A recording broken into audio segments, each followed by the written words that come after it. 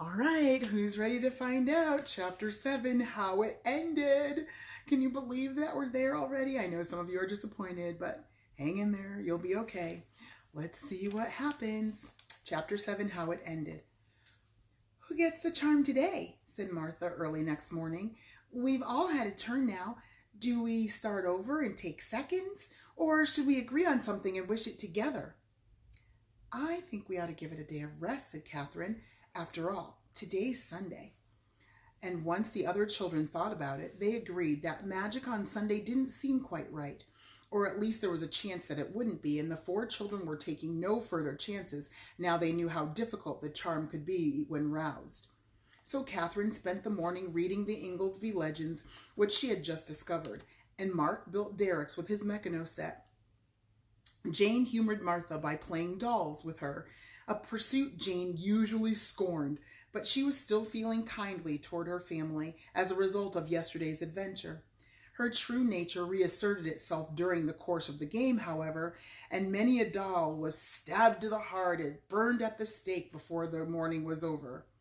The 4 children all hated big noon dinners on Sunday, so when hunger reared its hideous head, they just had soup and toast.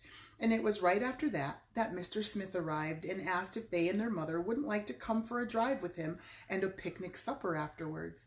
He said he knew of a wonderful picnic place with a river and swings and a meadow and woods, and he had had 6 box lunches made up at Meinert's pastry shop. Jane and Mark and Catherine and Martha could hardly wait to start. What is it that makes box lunches always sound so delicious? Catherine wondered. It makes you think there might be almost anything inside. Duck eggs and nectar and kinds of sandwiches nobody ever had before. Their mother said she had a headache and thought she'd better stay home, which didn't sound like her at all. The 4 children stared at her. You never have headaches, said Mark. You never want to stay home and spoil things either, said Catherine. It won't be any fun without you, said Jane. And of course, after that, the children's mother had to give in, and 5 minutes later, away they went. The picnic place proved to be all that was ideal, as Mr. Smith had said it would. Martha went picking butterfly weed in the meadow, only it seemed to be bee weed too, and one stung her. And Catherine wandered romantically through the woods, and was almost sure she saw a snake. And Jane and Mark tried to build stepping stones across the river, and fell in with all their clothes on. And altogether, it was a typical happy family outing. The box lunches turned out not to contain any duck eggs or nectar, but the sandwiches were sufficiently unusual, and there were deviled eggs and potato salad and lots of little assorted cakes that the children had fun with, deciding which ones they liked best and trying to trade off the others. Supper was eaten round a bonfire deftly constructed by Mark and Mr. Smith, and stories were told and songs were sung until, what with one thing and another, it was long after 9 when they packed themselves into the car once more and drove home through the purple darkness. And the 4 children were all so tired and happy and sunburned and sleepy that they went straight to bed with almost no ado. Martha, as sometimes happens, was so tired that she couldn't seem to go to sleep. And she noticed that Mr. Smith didn't go home right away, but sat talking to their mother for what seemed like hours and hours. And much later, in the middle of the night, she woke up, possibly as a result of too many cakes, and was almost sure she heard their mother crying. This couldn't be, of course. Martha had never heard of a mother who cried, and certainly not their mother, so happy and strong and busy and sensible, and the pride of the Toledo Newsbee. She tiptoed to the door and listened, but there didn't seem to be any sound now. She decided with relief that she must have been mistaken and went back to bed and to sleep. But in the morning their mother hardly said a word at breakfast, and her cheeks looked pale and her eyes looked tired, and Martha began to wonder again. After breakfast, when their mother had gone to work, Jane, whose new family devotion continued to shine forth, volunteered to do the dishes alone and unaided, and this brilliant example so bestirred the finer feelings of Mark and Catherine that they insisted on helping. Martha followed them out into the kitchen and sat watching and wondering whether her worries about their mother were too far-fetched for her to mention them. Does everyone realize we've had the charm a week now? Jane was saying, scraping toast crumbs off plates and then plunging the plates in soapy water. Really, said Catherine. It seems like months at least. Mark began counting. The fire was Tuesday and the desert was Wednesday. We met Lancelot on Thursday and we went to the movies on Friday. Jane belonged to that other family on Saturday and we rested on Sunday. And today's Monday, said Jane, the 7th day. I read somewhere that 7's a magic number. Maybe today'll be the biggest wish yet. When you come to think of it, no great big lasting thing has happened so far, said Mark. We've had lots of adventures, but we're still just the same as we were before we found it. Our characters are improved, said Catherine, and I think we're sort of happier. I don't think Mother is, said Martha. 3 faces turned to her, and what do you mean, said the 3 voices at once. But before Martha could answer, the telephone in the hall began to ring. Mark got there first. Hello, he said. Oh, hi. He turned to the others. It's Mr. Smith. Let me, said Jane, grabbing the phone. Honestly, Mark complained to Catherine, after we had all that hard work getting her to even like him at all, now you'd think he were her own special property. Yes, Jane was saying into the phone excitedly. Yes, all right. We will. Yes, right away. She hung up and turned from the phone, looking serious and important. Big council meeting at the bookshop in 20 minutes. Car fare will be refunded. Can we scrape together the wherewithal? The week had been given over so completely to magic experiment that allowances remained practically intact, so that was all right. Are we taking the charm? Martha wanted to know. Naturally.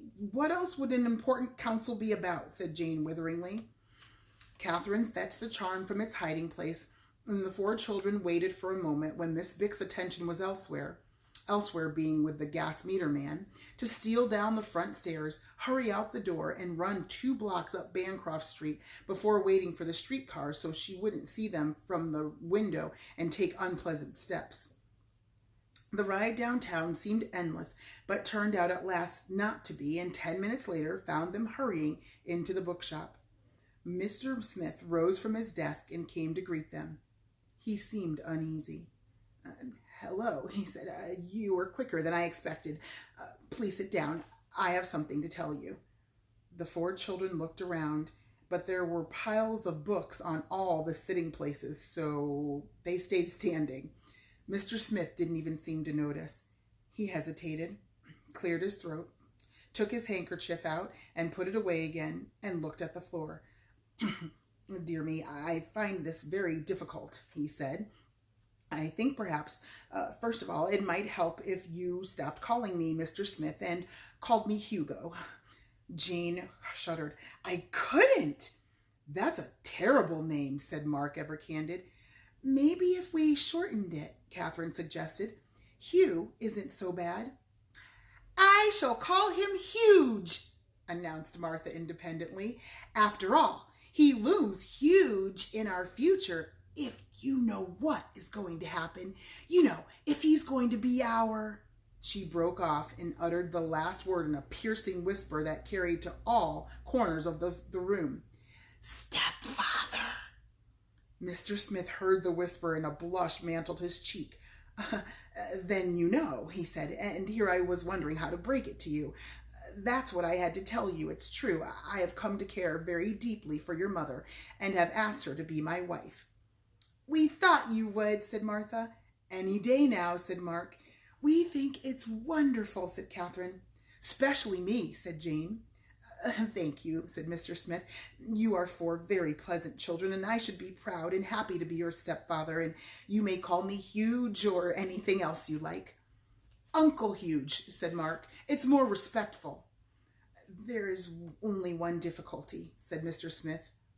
Won't she have you? Asked Catherine. Is she being coy and hard to please? I could go and reason with her if you like, offered Mark. I'm quite good at it, really. I shall tell her I think she's a very lucky woman to have landed you, said Martha. Oh, please, I beg of you, do not say anything of the kind, cried Mr. Smith in alarm, blushing again. No, your mother has admitted that she thinks she could care for me in return, but yesterday evening she told me definitely that her answer is no. The reason is that she believes herself to be ill, mentally ill. and I leave you to guess why. She's noticed things, said Jane, us appearing suddenly out of nowhere and things. That wish she half got when she ran into you out on Bancroft Street, said Catherine. Me with all those diamonds and robbers, said Mark. I did hear her crying last night then, said Martha. Oh dear, was she, said Mr. Smith. We're going to have to leave it there for today. We'll have to find out what else happens and how it ended next week or tomorrow. Yes, today's Thursday.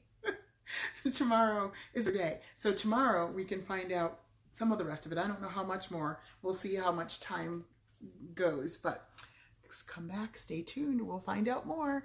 Have a great day. Love you. See you. Bye.